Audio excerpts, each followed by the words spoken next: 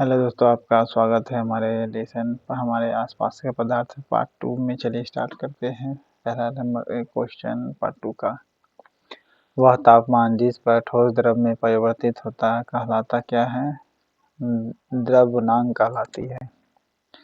वैसा टेम्परेचर जिस पर ठोस द्रव्य में परिवर्तित हो जाता है क्या कहलाता है? द्रव्यमान कहलाती है।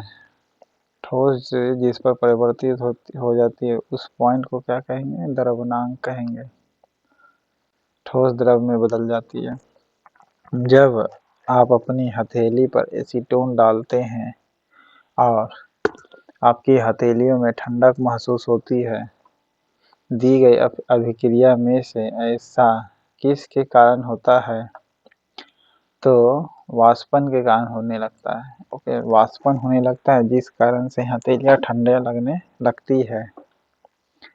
एसीटोन डाले हाथ पर, और एसीटोन होता है, देखे होंगे दाढ़ी बनाने वाला लोग लगाता है ना एसीटोन, वो सेंट उसी एसीटोन का ही यूज किया जाता है और आपकी हथेलियों में ठंडक महसूस होने लगता है। ऐसा वाष्पन के कारण होती है।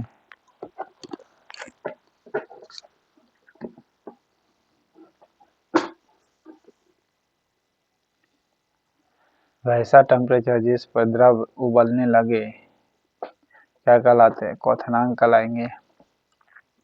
द्रव उबलने लगता है उस टेम्परेचर को कहेंगे क्वथनांक।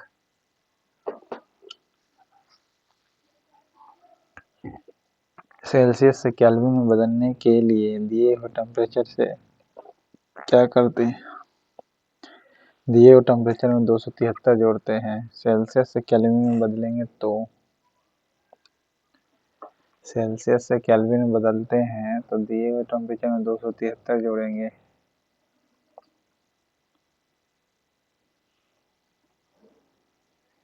जल वाष्प के पुनः जल में रूपांतरण की प्रक्रिया हेतु निम्न में से किस शब्द का उपयोग किया जाता है?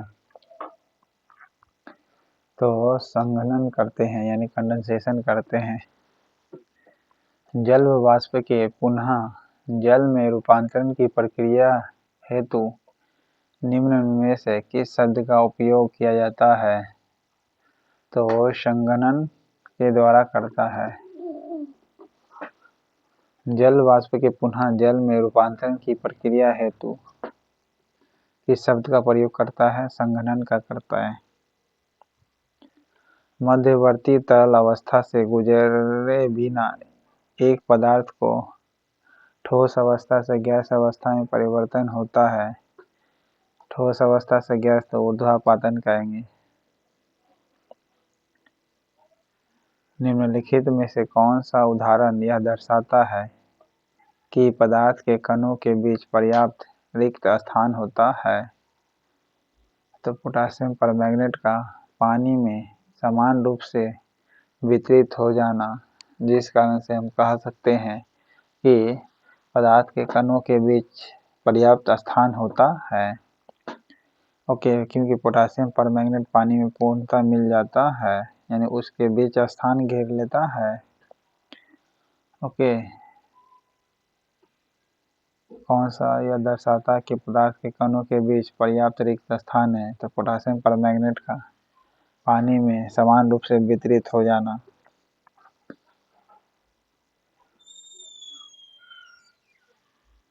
दाब के बढ़ने पर तापमान घटने पर गैस का क्या प्रभाव पड़ेगा? दाब बढ़ा दीजिएगा, टेम्परेचर घटा दीजिएगा, तब गैस के द्रव में बदल सकती है। गैस जो होती है द्रव में बदल जाती है। दाब बढ़ा दीजिए, टेम्परेचर घटा दीजिए, तब गैस द्रव में बदल जाता है।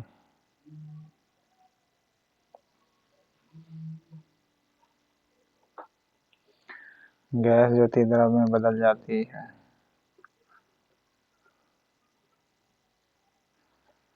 हंड्रेड डिग्री सेल्सियस ताप पर केल्विन में मान होता कितना है? 373 डिग्री सेल्सियस केल्विन में, क्योंकि 100 डिग्री सेल्सियस जुड़ गया 273 में, तो 373 हो गया।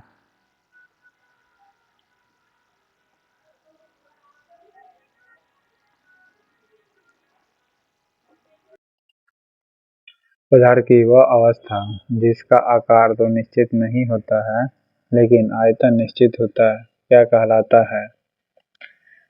आयतन निश्चित होगा लेकिन आकार निश्चित नहीं होता, वो लिक्विड होगा। लिक्विड ही ऐसा है जिसका रूप बदल सकता है लेकिन आयतन फिक्स होगा। ओके, स्ट्रक्चर बदल सकती है लेकिन वॉल्यूम नहीं बदलेगी। ओके, जितना सामान रहेगा उतने रहेगा। मतलब पानी को बैलून में भर दीजिए तो उसका स्ट्रक्चर बदल सकता है, जैसे चाहे वैसे नचा दीजिए। ओके, ताप का विसरण की दर पर क्या प्रभाव पड़ता है? ताप का विसरण यानी फैलाने पर क्या इफेक्ट पड़ेगा? जब तापमान बढ़ेगी तो वो भी बढ़ जाएगा, यानी विसरण भी बढ़ेगा। टेम्परेचर बढ़ेगी तो विसरण भी बढ़ेगी, क्योंकि स्पेस जो होती है मॉलिक्यूल्स के बीच में, मान लीजिए वाटर मॉलिक्यूल से एयर में तैर रही है। ओके, टेम्परेचर बढ़ी तो वाटर मॉलिक्यूल्स क्या होगा, सूख जाएगा। तो विसरण जो फैलेगा, कोई भी अगर मान लीजिए धूल है तो तेजी से फैलेगी। ओके, तो ताप का विसरण दर जो है क्या प्रभाव पड़ेगा? ताप बढ़ेगी तो विसरण दर भी बढ़ेगी, यानी फैलावने का दर भी बढ़ेगा। ओके,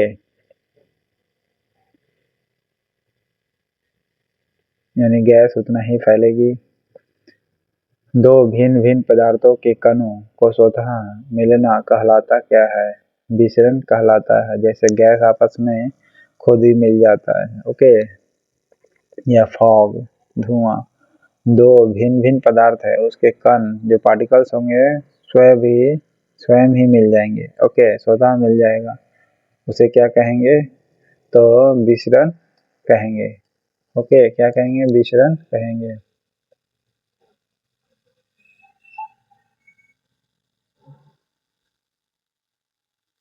दो भिन्न भिन्न पदार्थों के कणों का स्वतः मिलना क्या कहलाता है? विसरण कहलाता है। ओके, क्या कहलाएगा? विसरण कहलाएगा।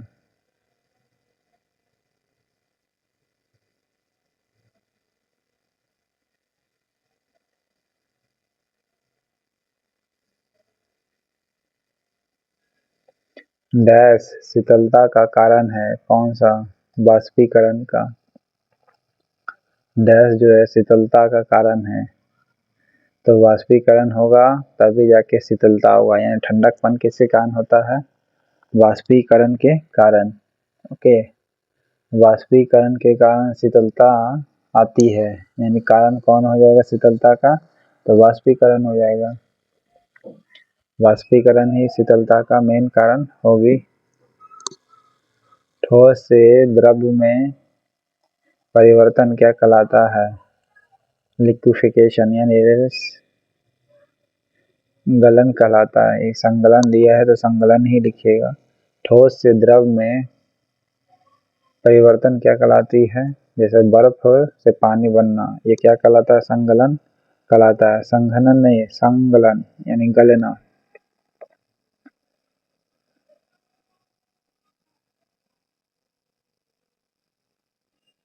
कौन सा पदार्थ है जो कणों को निरंतर गति के संबंध में सही कथन बताता है? कण तभी गति कर सकते तापमान बढ़ेगा तो रेगुलर आउट बढ़ेगी। हम यदि तापमान बढ़ाते हैं तो कणों का गतिज ऊर्जा बढ़ जाती है। बिल्कुल, गतिज ऊर्जा बढ़ेगी तो फिर विसरण भी बढ़ जाएगी। ओके, तापमान बढ़ेगी तो कणों का गतिज ऊर्जा भी बढ़ जाएगी। ओके, तो पदार्थ के जो कण होते हैं, किसी पार्टिकल्स का भी अगर टेम्परेचर बढ़ा दीजिएगा तो काइनेटिक एनर्जी बढ़ जाएगी। ओके, किसका? तो पार्टिकल्स का। साथ ही साथ विसरण का दर भी बढ़ जाएगा, यानी फैलने का जो रेट होता है वो भी कर सकते हैं। इन्वायरमेंट के अगर दृष्टिकोण से देखा जाए तो पत्थर का अलग। डैश को किसी वस्तु में मौजूद पदार्थ की मात्रा के रूप में परिभाषित किया जाता है। किसको? द्रव्यमान को। द्रव्यमान को किसी वस्तु में जो मौजूद पदार्थ है उसकी मात्रा के रूप में परिभाषित करते हैं। बिल्कुल, जितना मात्रा है उसी को कहते हैं क्या? द्रव्यमान। किसी भी वस्तु में उसका मात्रा होता है उसी को क्या कहेंगे? द्रव्यमान कहेंगे। ओके, द्रव्यमान कहेंगे। किसी वस्तु में मौजूद मात्रा को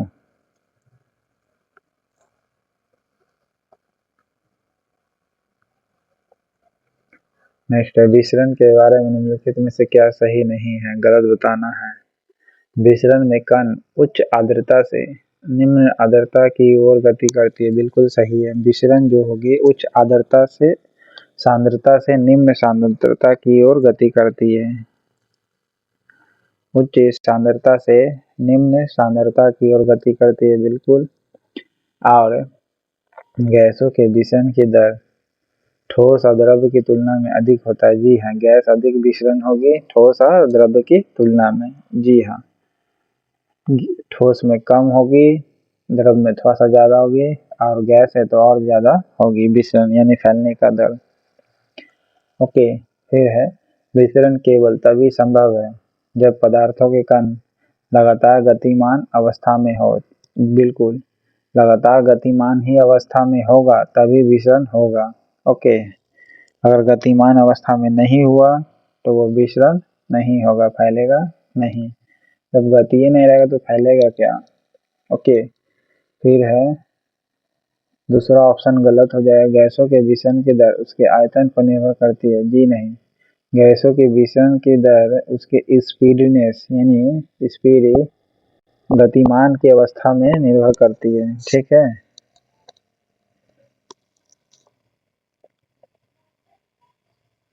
और उसके आयतन पर भी निर्भर करेगी नहीं। आयतन पर निर्भर करती है नहीं। गैसों के विचरण की दर उसके आयतन पर निर्भर करती है नहीं। ओके, इससे कोई फर्क नहीं पड़ता है कि आयतन कितना है गैस का। ओके, हाँ, यही आप कह सकते थे कि गति पर निर्भर करती है, जी हाँ बिल्कुल। और उच्च सांद्रता से निम्न सांद्रता की ओर निर्भर करती है, जी हाँ। ओके, जैसे कोई गैस है, शुरू में तो स्पीड रहेगा लेकिन धीरे धीरे क्या होगा, स्लो होते चल जाएगा, तो विचरण क्या हो जाएगा, धीरे धीरे घट जाती है, बताए थे अभी जस्ट।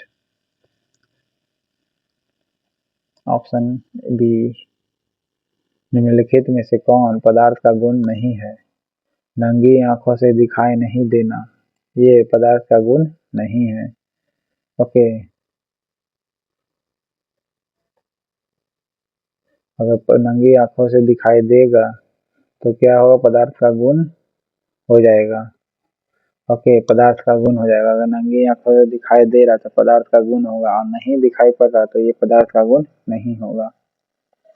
ओके, दिखाई पड़नी चाहिए पदार्थ, तभी कहें कि हाँ वो पदार्थ है। अगर नहीं दिखाई पड़ रहा तो वो पदार्थ नहीं है। ओके, द्रव्यमान होना ये पदार्थ में रहेगा ही रहेगा, बिल्कुल।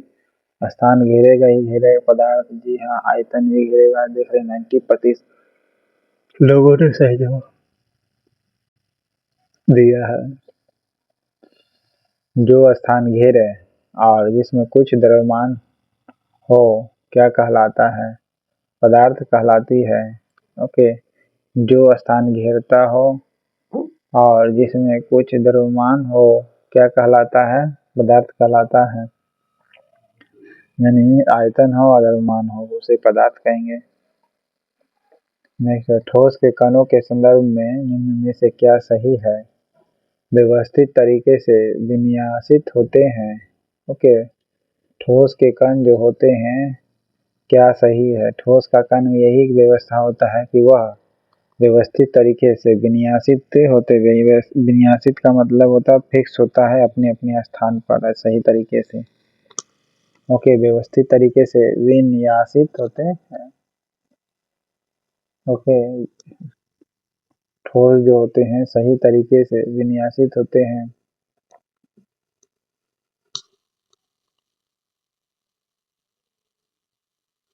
कपूर को गर्म करने पर निम्नलिखित में से कौन सा परिवर्तन होगा, तो ठोस से गैस में परिवर्तन होगा। ठोस से गैस में परिवर्तन हो जाएगा। कपूर को गर्म करने पर क्या हो जाएगा, ठोस से गैस में परिवर्तन होगा, यानी ऊर्ध्वापतन होगा। नेफ्थलीन का भी यही होता है। नेक्स्ट है, गैस से अधिक आयतन को कम आयतन वाले सिलेंडर में रखा जा सकता है। यह गैस के किस गुण के कारण संभव है? संपीड़ितता बहुत अधिक होती है, इसीलिए। फिर सुनिए, गैस के अधिक आयतन को कम आयतन वाले सिलेंडर में रख सकते हैं, बिल्कुल, क्योंकि गैस को दबाया जा सकता है, यानी संपीड़ितता कर सकते हैं। संपीड़ितता को दबाना कहते हैं। ओके, इसलिए देखते हैं गैस सिलेंडर में गैस ज़्यादा होती है, लेकिन उस छोटे से सिलेंडर में उसको भर सकते हैं, जबकि गैस का आयतन अधिक होता है। ओके, या फिर बैलून को भी देख सकते हैं, बैलून को भी दबा हुआ करके छोटे से स्थान में भी रख सकते हैं। ओके, क्योंकि गैस में खासियत है कि ये संपीड़ित होता है। ओके,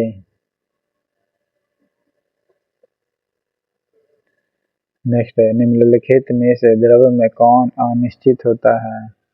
द्रव में निश्चित नहीं होगा आकार, क्योंकि ये आकार जो होती है द्रव का बदलते रहती है। आकार जो होगी द्रव का क्या होगा? बदलते रहती है। ओके, द्रव का आकार क्या होगा? बदलते रहती है। बाकी द्रव में क्या क्या होगा? आयतन होगा ही होगा, फिर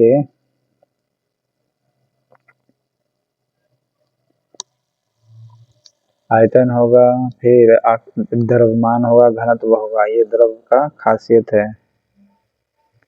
ओके,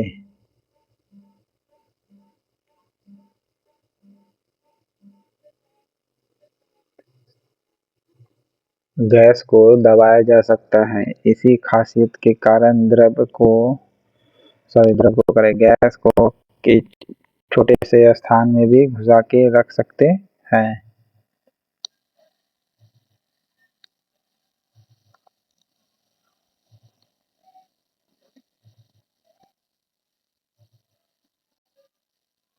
गैस का द्रव में परिवर्तन कहलाता क्या है? संघनन कहलाता है, यानी कंडेंसेशन कहलाती है। गैस का द्रव में परिवर्तन कहलाता क्या है? संघनन कहलाता है।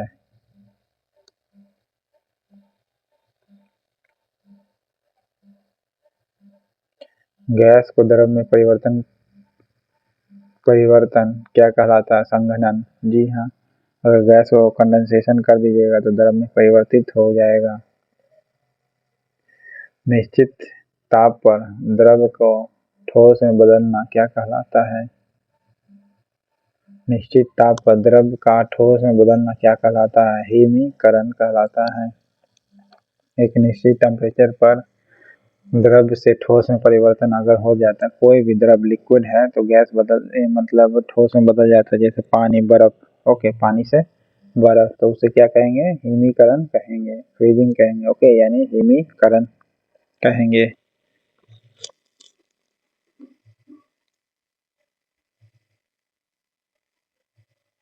दाब के प्रभाव से पदार्थ का आयतन कम होने की क्रिया क्या कहलाती है? संपीड़ितता कहलाती है। ओके, क्या कहलाती है? कंडेंसेशन कहलाती है। दाब के प्रभाव से पदार्थ का आयतन कम होने की क्रिया को क्या कहते हैं? संपीड़ितता कहते हैं। ओके, दाब के प्रभाव से पदार्थ का आयतन कम कर सकते हैं, इसी को कहते हैं क्या? संपीड़ितता। जैसे गैस का सिलेंडर में भर जाना। ओके,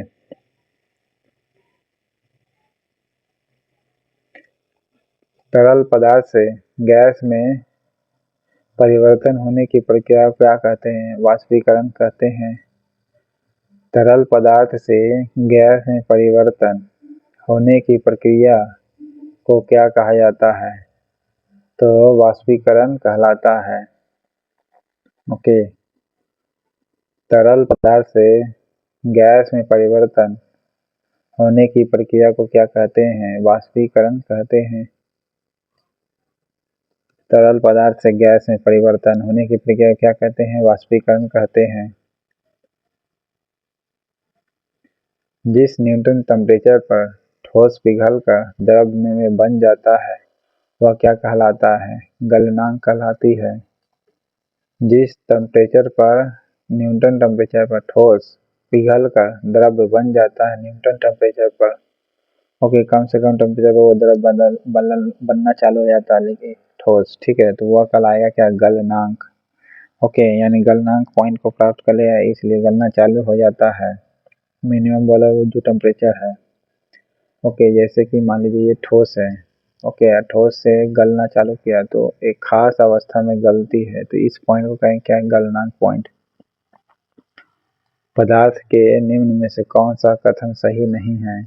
पदार्थ के कणों के बीच कोई आकर्षण बल नहीं होता है। बिल्कुल नहीं होता है, ठीक है। पदार्थ के कणों के बीच आकर्षण बल होता है। अब दो पदार्थ रख दीजिए, पॉजिटिव नेगेटिव, तो अट्रैक्शन नहीं होगी, होगी, ठीक है। पदार्थ के कणों के बीच अंतर होता है, बिल्कुल सही है। पदार्थ का जो भी कण होगा उसके बीच में अंतर होगा।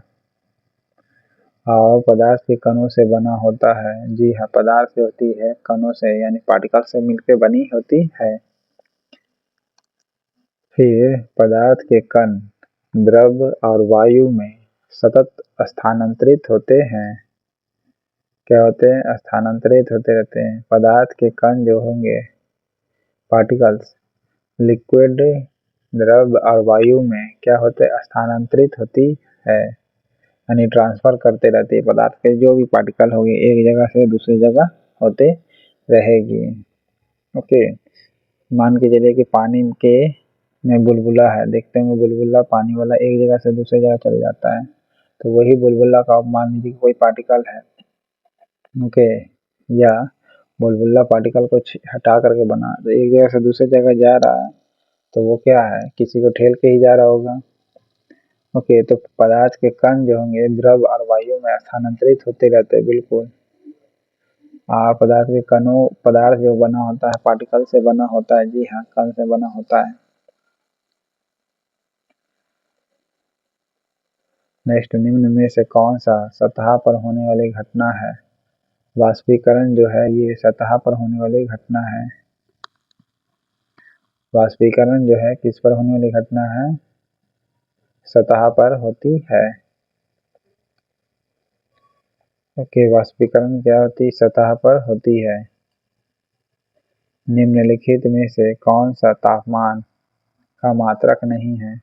पास्कल प्रेशर का यूनिट है, बाकी फ़ारेनहाइट, केल्विन, सेल्सियस टेम्परेचर का यूनिट है। 0 डिग्री सेल्सियस बराबर 273 केल्विन होती है। किसी पदार्थ के उच्च सांद्रता वाले से निम्न सांद्रता वाले, जैसे गैस होती है ना, गैस जाती है उच्च सांद्रता से निम्न सांद्रता की ओर जाती है, एग्जाम्पल बता दिया आपको गैस। तो उच्च सांद्रता से निम्न सांद्रता वाले की ओर क्षेत्र में जाने को कहा जाता है क्या? विसरण कहते हैं, जी हाँ, गैस विसरित होती है उच्च सांद्रता से निम्न सांद्रता की ओर।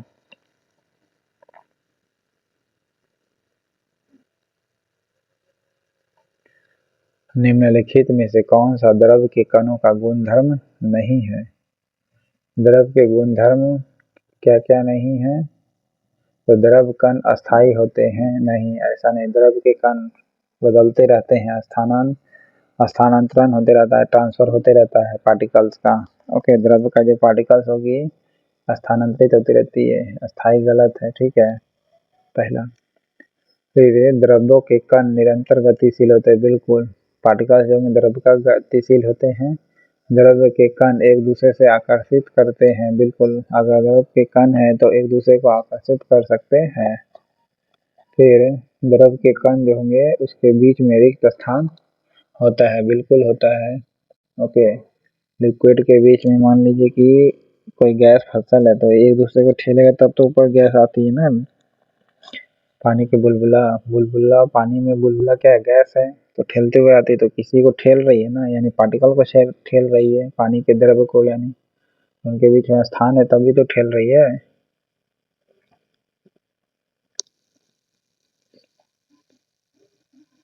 सितारों में प्लाज्मा बनने का कारण है क्या? उच्च टेम्परेचर। सितारों में प्लाज्मा जो बनता है उसको हाई टेम्परेचर कहते हैं। ओके, हाई टेम्परेचर कहेंगे जो सितारों में प्लाज्मा बनती है उच्च टेम्परेचर कहलाता है, प्लस सितारों में प्लाज्मा बनेगी। फिर वायुमंडलीय दाब पर 1 किलोग्राम द्रव को उसके द्रव्यमाप पर गैसीय अवस्था में परिवर्तित करने के लिए आवश्यक ऊष्मा को क्या कहते हैं? तो वाष्पीकरण की गुप्त ऊष्मा कहलाती है। ओके, क्या कहलाती है? वाष्पीकरण की गुप्त ऊष्मा कहलाती है। नेक्स्ट है, वायुमंडलीय दाब पर अगर 1 किलोग्राम द्रव को उसके द्रव्यमाप पर गैसीय अवस्था में परिवर्तित कर देते हैं, ओके, यानी द्रव को गैस में बदल देते हैं। 1 किलोग्राम अगर द्रव लेते हैं और उसको गैस में परिवर्तित करते हैं तो उसके लिए कुछ अति चाहिए, हीट चाहिए। जी हाँ, बिल्कुल, गर्म करिए तभी तो गैस बनेगी, लिक्विड। तो उसको क्या कहते हैं? वाष्पीकरण की गुप्त ऊष्मा कहलाती है, latent heat. Okay, latent heat of vaporisation कहलाती है, यानी लैटेंट हीट ऑफ वेपोराइजेशन, यानी जितना गर्म करने के लिए हीट चाहिए वही हीट को क्या कहते हैं? वाष्पीकरण की गुप्त ऊष्मा का हो जाएगी।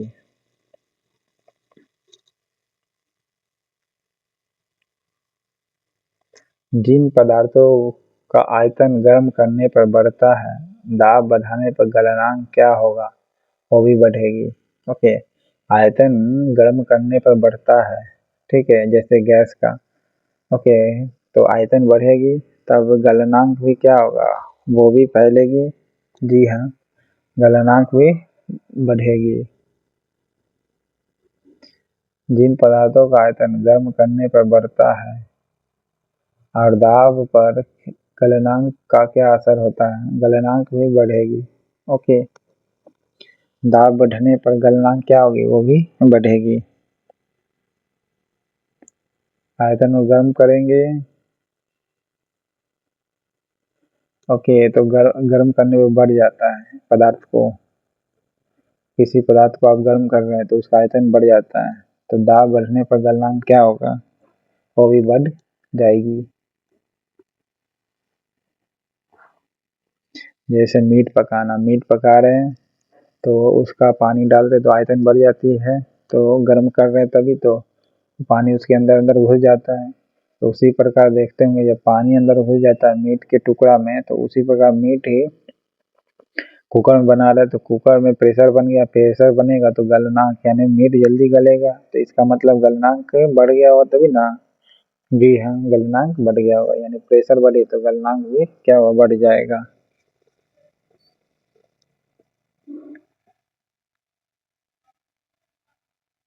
निम्नलिखित में से कौन सा द्रव्य का गुण नहीं है? द्रव्य का गुण नहीं है कौन सा? यह संपीड़ितता बहुत अधिक होती है। जी नहीं, संपीड़ितता बहुत अधिक नहीं होती है। इसके कण स्वतंत्र रूप से गति करते हैं। बिल्कुल, द्रव्य का इसका आकार निश्चित नहीं होता। जी हाँ, स्ट्रक्चर बदल सकती है, बिल्कुल। इसका आयतन निश्चित होता है, हाँ, वॉल्यूम फिक्स होगी पर द्रव्य का।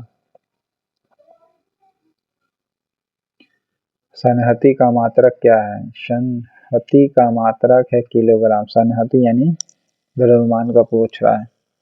ओके, सन्हति या इनर्शिया का मात्रक कौन है? किलोग्राम है। ओके, तो इस प्रकार 71 क्वेश्चन था। चैनल पसंद आए तो लाइक करिएगा, सब्सक्राइब करिएगा। Thank you.